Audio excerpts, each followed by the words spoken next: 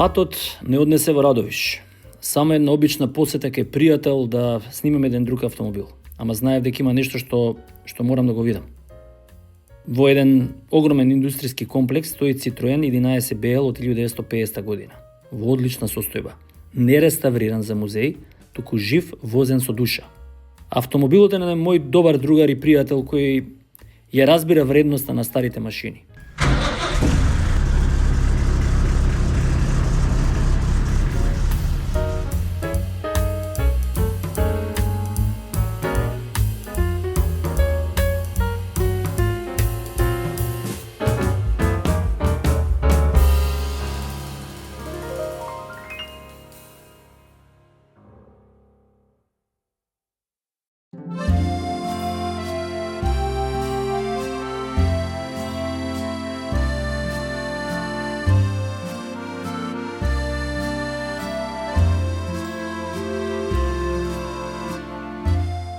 Година 1934, Франција.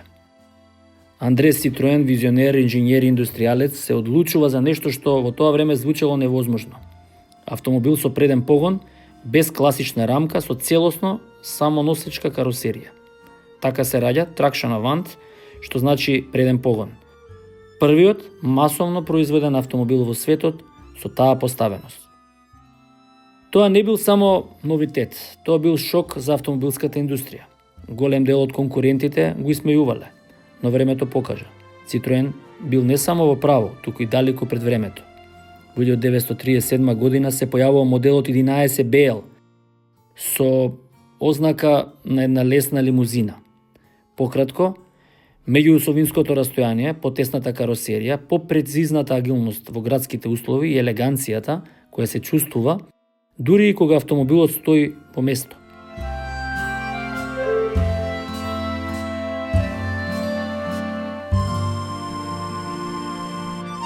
Под халупата се крие мотор со 4 цилиндри, 1911 кубни сантиметри, што испорачува околу 56 конски сили.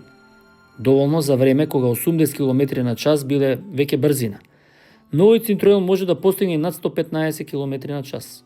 Со преден погон, нешто и денеска се смета за напредно, и со тежина од околу 980 кг, 11 BL бил неверојатно стабилен дури и на каливите и тесни патишта од 50-те години. Менувачот е трибрзински мануелен со карактеристичен звук кога се вклучува во втора брзина. Воланот е голем, но лесен. Суспензија, мека како француски багет, абсорбира се. И возењето, мирно како да лебдиш.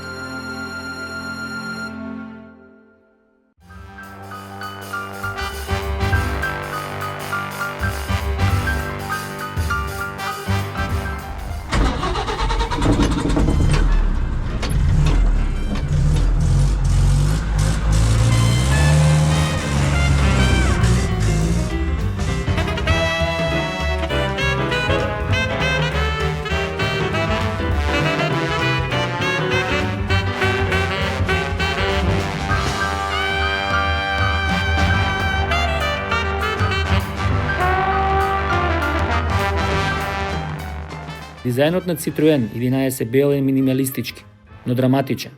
Со фино обликувани калници, тенки хромирани делови, долга хауба и линија што тече од предниот до задниот дел без прекин. Секој агол, секој елемент е смислен.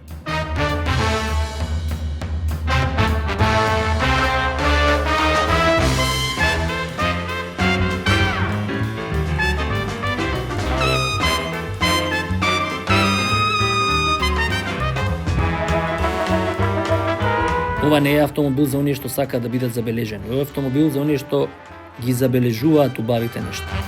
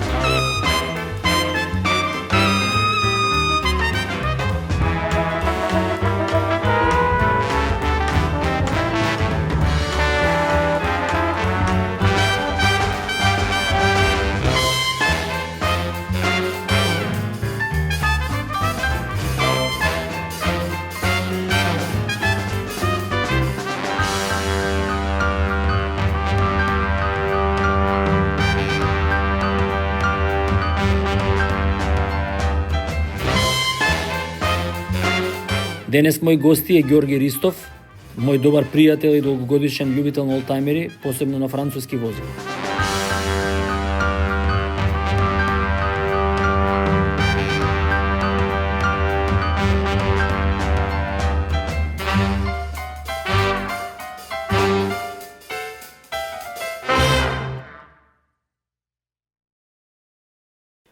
Добро дојде во мојата емисија, многу ми е драго што си гостин, бидејќи ретко некој ме фасцинира у ситуација со оваа работа што ми представува пасија, тоа е реставрирање на олтајмери и навистина кога влегов кај тебе у гаражава видов нешто што онака ретко некој ме фасцинира. Кажи ми, кое ти е прво возило што си го имал? Прво возило ми е DS од 69 година. Така, тоа ти е прв олтајмер што си го имал? Тај ми е првиот олтајмер. Буквално кој ме зарази со вирус. Која година го зема? Возилото е земено 2005 година. Секој чест, бидејќи мислам дека за реставрација овие француски коли се стварно многу тешки, навистина секоја чест, браво. Па имам уложено доста труд и енергија. Верувам тоа. Колку време реставрираше колата? 4 години реставрирав. 4 години? Да. Имам многу труд уложено. Буквално е голем проблем у Македонија да ти го среде некој возилото комплет. Да, како што треба. Немаш на едно место, мораш да ги... Да, буквално возилото е шетано во цела Македонија. И е правено од 5 мајстори. И тоа одзима доста време. Немаме уште кадри да го оставиш возилото и да го средат комплетно. Да не го мислиш. Да не го мислиш. Го оставаш и да го завршат, да ти звонат кога е готово, да ти го дадат клучот. Да, тоа не постои. Тоа го уште не постои у Македонија. Значи доста напор, доста енергија треба. Да, како што знам и долго време си живеел у Швајцарија, таму веројатно тоа е се поедноставно, претпоставувам. Да. Во Швајцарија оставаш, буквално се договараш со фирма и ти го завршуваат комплетно. Не го мислиш. Не го мислиш. Тоа кошта пари многу, ама имаш професионални мајстори кои го завршуваат комплетно. Да, како се што држава начално. Добро, да се насочиме на ова возило. Ова возило е стварно, мислам, уникатно, не верувам дека го има во Македонија некој друг. Не верувам може и на Балканов дека го има. Што ќе ми кажеш за ова возило? Како се вика точно и како го земак, дека гледам веќе ти е реставрирано на некој начин? Ова возило е BL11 од 50 година, купено е у Женева, Швајцарија. Мислам, ретки сум што купуваат од надвор, од државата. Да. Сите продаваат од државата према запад. Јас го купив у Женева и го донесов. Ова е уште едно возило. Сакам да има некое наследство у Македонија да оставиме. Така. Пошто некое моментално е некоја еуфорија, сите ги продаваат олтајмерите према запад. Значи јас сакам нешто да оставам за Македонија да стои возилото. Тоа е уствари и причината на емисијата што со целава екипа ја правиме, да направиме една симбиоза помеѓу македонските убавини со возилава, дека во Македонија не се возат дека не се јаваат магарења и дека живеат луѓе у пештери, него едноставно дека има луѓе кои што знаат што е уметност, поготово оваа автомобилска индустрија. И многу ми е драго, искрено. Па проблем е во Македонија сите кога дојдат некој од надвор, од западните земји, кои видат некое добро возило, одма понудуваат добра цена и го купуваат. Нашите сакат да заработат пари и ги даваат. Значи, ова возило, мислам, за мене нема вредност. Колку и да ми нудат пари, никој пат нема да го продам. Сакам да остане во нашата држава. Да. Кажи ми, од што мотор има конкретно, дали знаеш, дали... Ова е 90 коња. 90 коња има? 90 коња. Значи 50 година. Што кубикажа е отприлика? Кубикажа е 1000 и... мислам дека 1900 кубика. 1900 кубика. Да. Одлично. Дали му следи некаква реставрација, дали планираш нешто дополнително му правиш? Да, планирам. Вака каросериски е одлично направено. Каросериски е завршено, уште има унатре процедура што треба да ја завршиме. Значи внатрешно уредување. Да. Добро, ја морам да ти ги поставам прашањава што ги поставам на сите други. Кое ти е прво возило што се сеќаваш од дете? Тоа ми е многу интересно да слушам. Што си возил прва кола? Освен сите што ги прашам, имаме или сите сме со Фичо, или сите сме со Југо, Првото возило ми е Фичо, кој се отвара вратите контра. Сега се тие многу скапи. Тоа е најинтересно, тие не можеш да ги најдеш. Не сум го чувал. Вратите се отвараа напред, од позади го исечевме Бранико. Така. Со пошироки тркала, да изгледа Коабарт. Да, Коабарт. Тоа ми е првото возило. После има Fiat 132, популарен од тоа време. Потоа имав Омега, малку повисоко. Да, така. И да не ги набројам на сега. Да, после веќе се собира, нема идеја од тоа. Добро, ја уште едно прашање поставил би завршиле и малку повеќе би ја повозеле колата да осетиме оној филинг на 50-тите години. Што мисли за електричните возила? Дали имаат перспектива или не? Не зборам од аспект на загадување на тоа, туку зборам од енергетски аспект, бидејќи се менува само енергетскиот момент од еден тип на енергија во друг тип на енергија. Значи, дали би возил електрично возило? Јас не би возил електрично возило, пошто од детство ми фали тоа бензин, да мирисеш на бензин, да попробаш, тоа од 70 и од 80 години, значи си зимаш бензин, мерисеш, тоа е кефот. Електричното возило не прави кеф, јас мислам нема. Не знам, ти дава звук, адреналин нема. Сосема друга. Интересната работа е што електричните возила ја добива брзината, но кога зборуваш со луѓе, не знам за новите генерации, може за 10-20 години тоа ќе биде нормално, но кога претежно живееш во онаков еден транзицијски период, фаќаш две типови на возила, наречеме може за мојот син, за твојот син и керките, уствари, за твоите керки може за 20 години ќе биде тоа нормално да имаат електрично возило, а не да возат вакви.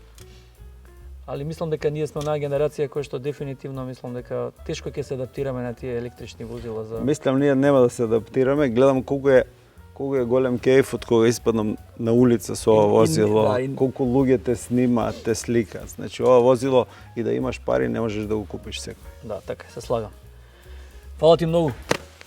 Супер што се Фала ми и на вас исто. Од оваа емисија.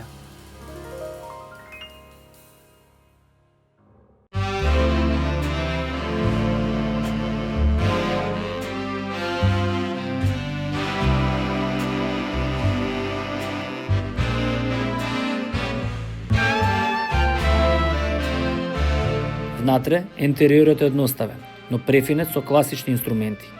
Големо централно копче за стартување и седишта кои ве прегрнуваат како фотели од старо едно француско кафуле.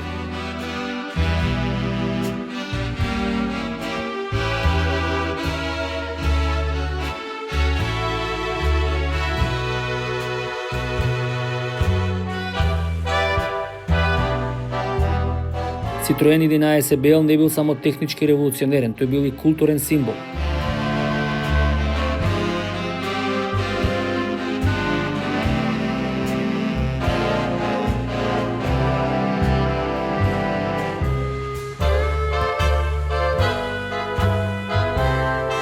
Се појавува стотици француски и италијански филмови, често возен од детективи, ганстери, политичари.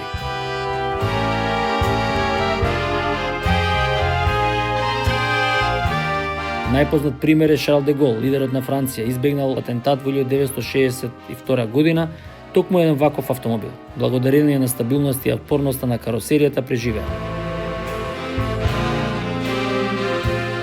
Иако првично наменет за западноевропскиот пазар, Citroen 11 BL не бил редок призор низ поранешна Југославија. Во годините по Втората светска војна, неколку примероци влегле во земјава преку дипломати, инженери и стари занаетчии кои работеле во Франција и ги донеле назад дома. Овој автомобил често се гледал на улиците на Љубљана, Загреб и Белград. Затоа овој автомобил не само символ на дизајн, туку и на истрајност.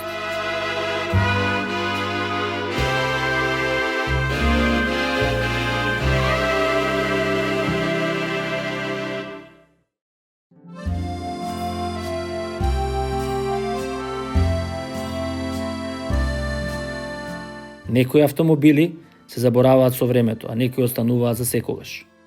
Не поради брзината, не поради технологијата, туку поради тоа што има нешто човечко во нив. Тишина што зборува, механика што дише и силуета што буди спомени. Citroen 11 BL не е само автомобил, тој е љубов на тркала. Историја што се слуша при секое стартување, дел од едно време кога никогаш нема да се врати, но кое живее во срцето на секој што знае и цени вистинската убавина.